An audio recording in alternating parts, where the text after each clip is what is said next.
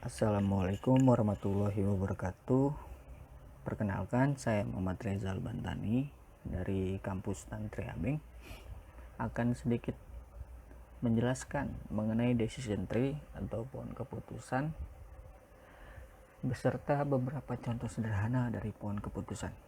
Pohon keputusan adalah pemetaan mengenai alternatif-alternatif pemecahan masalah yang dapat diambil dari masalah tersebut. Pohon tersebut juga memperlihatkan faktor-faktor kemungkinan atau probabilitas yang akan mempengaruhi alternatif keputusan tersebut, disertai dengan estimasi hasil akhir yang akan didapat bila kita mengambil alternatif keputusan tersebut. Jika terdapat dua atau lebih keputusan yang berurutan dan keputusan terakhir didasarkan pada hasil keputusan sebelumnya, maka pendekatan menggunakan pohon keputusan ini sangat tepat untuk digunakan. Ini ada beberapa simbol dari decision tree. Yang pertama, simbol kotak adalah keputusan, lingkaran mungkin kemungkinan, kotak dengan garis penghubung, lingkaran dengan garis penghubung, alternatif kemungkinan yang akan terjadi. Tujuan dan asumsi dasar pohon keputusan. Tujuan dari pohon keputusan adalah memahami kasus dan seluruh aspek yang terkait, menggambarkan kerangka berpikir yang sistematis, dan menggambarkan struktur pengambil keputusan yang dilakukan decision maker sepanjang tahun atau urutan waktu termaksud seluruh kemungkinan keputusan dan outcomes. Asumsi dasar, decision maker hanya mengambil satu keputusan. Yang kedua, setiap keputusan hanya memiliki outcomes tertentu. Ketiga, semua proses menunjuk tahapan waktu. Ini ada contoh sederhana dari satu kasus, yaitu kasus badai dan tidak badai. Jika kemungkinan ada badai dan penduduk mengambil keputusan untuk tinggal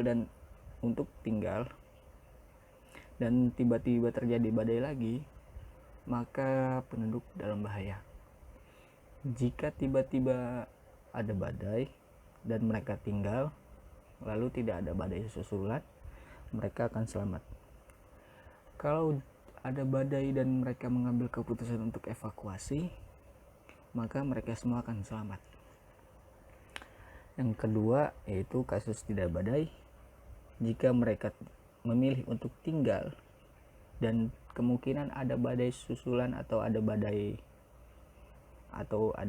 tiba-tiba, maka mereka dalam bahaya. Dan kalau tidak ada badai, maka mereka akan selamat. Jika tidak ada badai dan mereka memilih evakuasi, maka mereka akan selamat. Expected monetary value atau dasar pengambilan keputusan. Pengambilan keputusan didasarkan pada nilai ekonomi yang diharapkan atau expected monetary value (EMV) yang tertinggi. Formula EMV atau rumus EMV adalah sigma buka kurung probability dikali nilai payoff yang diharapkan. Contoh kasus 1. Asumsikan Anda mempunyai sejumlah dana untuk diinvestasikan pada dua alternatif proyek, yaitu proyek A dan proyek B. Peluang proyek A akan memberikan keuntungan adalah 20% dengan nilai keuntungannya 50 juta. Sedangkan peluang proyek B akan memberikan keuntungan sebesar 45% dengan nilai keuntungannya 10 juta. Buatlah pohon keputusan untuk membantu Anda mengambil keputusan. Solusi kasus 1, yang dimana ini Anda ingin mengambil keputusan investasi di salah satu proyek A atau proyek B. Jika Anda mengambil keputusan pada proyek A, dengan kemungkinan tingkat kesuksesannya adalah 0,20 dengan nilai keuntungannya 50 juta, sedangkan nilai kegagalannya adalah 0,80 dengan tidak dapat keuntungan sama sekali. Sedangkan proyek B tingkat kesuksesannya 45% atau 0,45 dengan nilai keuntungannya atau keuntungan yang didapat sebesar 10 juta.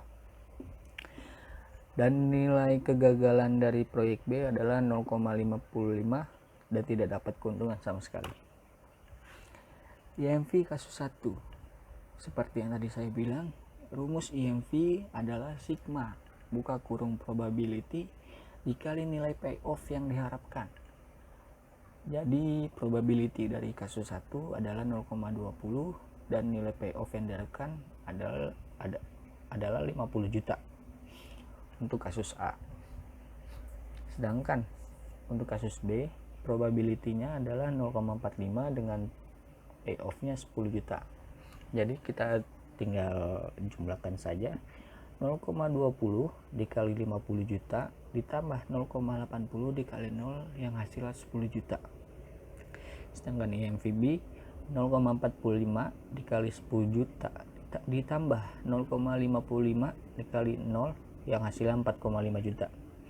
Ini Anda yang sudah mengambil keputusan untuk menginvestasikan di salah satu proyek A atau B dengan nilai proyek A dan dengan nilai keuntungan yang dihasilkan dari proyek A adalah 10 juta, sedangkan proyek B adalah 4,5 juta. Kesimpulannya, pilihlah proyek A karena proyek A memiliki keuntungan yang lebih besar. Contoh kasus 2.